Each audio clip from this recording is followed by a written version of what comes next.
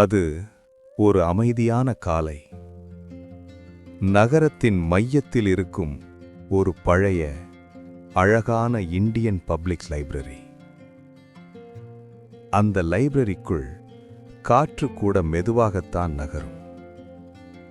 ஒரு நாள் எதேச்சையாக அஸ்வினும் வைஷாலியும் ஒரே புத்தகத்தை எடுக்கிறார்கள். அஸ்வின் மெதுவாக கேட்கிறான், இந்த புத்தகம் உங்களுக்கு வேணுமா? வைஷாலி சிரித்துக்கொண்டே ஆமாம் என்று சொல்கிறாள். நீங்கள் படிச்சு முடிச்சு பிறகு எனக்கு கொடுத்தா போதும் என்று தயங்கிக் கொண்டே சொல்கிறாள். அந்த நாளிலிருந்து அவர்கள் அந்த லைப்ரரியில் புத்தகங்களை மாற்றி மாற்றி எடுத்து ஒரே மேசையில் ஒன்றாக அமர்ந்து படிக்க ஆரம்பிக்கிறார்கள். நீங்க எந்த எக்ஸாம்காக படிக்கிறீங்க என்று அஸ்வின் கேட்கிறான்.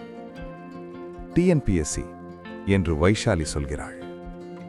நீங்க ஐஏஎஸ் எக்ஸாம்காக என்று அஸ்வின் சொல்கிறான்.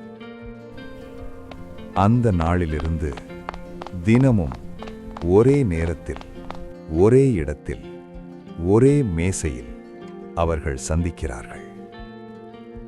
நாட்கள் போக போக புத்தகங்களை விட ஒருவரை ஒருவர் அதிகமாக கவனிக்க ஆரம்பிக்கிறார்கள். ஒருத்தருக்கு ஒருத்தர் சொல்லிக் கொடுக்கிறார்கள். கண்கள் பேச ஆரம்பிக்கிறது. ஒரு நாள் அவள் விளக்கிக் கொண்டிருக்கும் போது அஸ்வினுக்கு புரிகிறது, அவன் காதலிக்க ஆரம்பித்து விட்டான். அவன் தைரியத்தை வரவழைத்து மெதுவாக சொல்கிறான், நான் சொல்றது தப்பா நினைச்சுக்காதீங்க, எனக்கு உங்களை ரொம்ப பிடிக்கும், நான் உங்களை நேசிக்கிறேன். அந்த நிமிடத்தில் வைஷாலி ஒரு நிமிடம் அமைதியாக நிற்கிறாள். அவசரப்படாம நான் கொஞ்சம் டைம் எடுத்துக்கிட்டு சொல்றேனா? எவ்வளவு நேரம் வேண்டுமானாலும் எடுத்துக்கோங்க என்று அஸ்வின் சொல்கிறான். சில நாட்கள் கழித்து அவள் திரும்பி வந்து சொல்கிறாள், எனக்கும் உங்களை பிடிச்சிருக்கு, நானும் உங்களை லவ் பண்றேன். அந்த நிமிடத்தில் உலகமே அவர்களுக்கு மறந்து போய்விடுகிறது. புத்தகங்களுக்கிடையே அந்த மௌனம் அதிகமாக பேசுகிறது.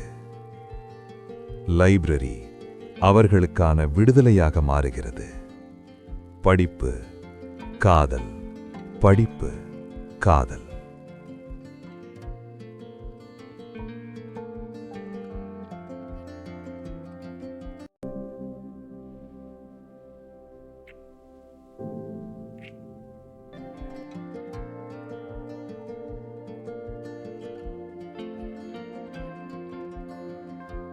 ஒன்றாக வெளியே போகிறார்கள்.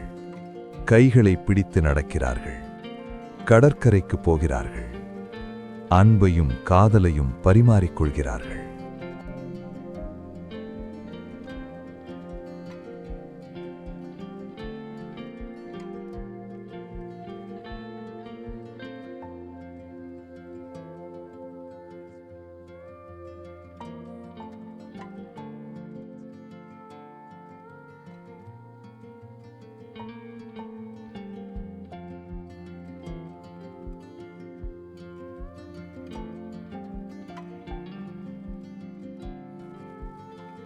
சின்ன சின்ன சண்டைகள் வந்தாலும் ஈகோ இல்லாமல் உடனே பேசி தீர்த்துக் கொள்கிறார்கள்.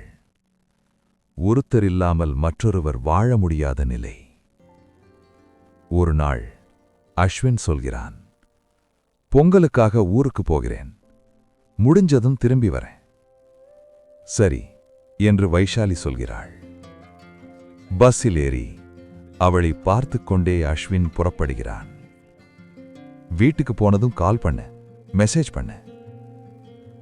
ஆனால் மெசேஜுக்கு பதிலில்லை, காலுக்கு பதிலில்லை. ஒரு நாள், 2 நாள், 5 நாட்கள். 6வது நாள் அஸ்வின் திரும்பி வருகிறான். வைஷாலி வருவாள் என்று காத்திருக்கிறான். ஆனால் யாரும் வரவில்லை. லைப்ரரியிலிருந்து வெளியே வந்தபோது அவன் பார்க்கிறான். வைஷாலிக்கான மரண அறிவிப்பு போஸ்டரை. அவனுடைய மனம் உடைந்து போகிறது. மழை, புயல், எதையும் கவனிக்காமல் அவன் அழுகிறான். இப்படி இருந்தால் நான் என்னையே இழந்து விடுவேன் என்று நினைத்து அவன் கோவிலுக்கு போகிறான். அங்கே ஒரு சாமியார் சொல்கிறார், காதல் உன்னை விட்டு போகாது. நீ நினைத்தால் அதை திரும்ப கொண்டு வர முடியும். ஒரு முகவரி, ஒரு பழைய இரகசியமான லைப்ரரி. அஸ்வின் அங்கே போகிறான். ஒரு புத்தகம் அவனை அழைக்கிறது. அதில் சொல்லப்பட்டதை அப்படியே செய்கிறான். ஒரு மந்திர நீர் உருவாகிறது. அந்த நீரை எடுத்துக்கொண்டு வைஷாலியின் சமாதிக்கு செல்கிறான். அழுகிறான், நினைக்கிறான். மந்திர நீரை அவளுடைய சமாதி மீது ஊற்றுகிறான். வீட்டுக்கு திரும்பி மந்திரத்தை ஜபிக்கிறான். கதவை திறந்தே வைக்கிறான். ஆனால் யாரும் வரவில்லை. கதவை மூட முயற்சிக்கிறான். ஆனால் கதவு மூடவில்லை. திரும்பி பார்த்தால் அவனுடைய பக்கத்தில் வைஷாலி நின்று கொண்டிருக்கிறாள். ஒரு நொடி அவன் பயப்படுகிறான். அடுத்த நொடி அவன் உணர்கிறான், இது அவனுடைய காதல் என்று.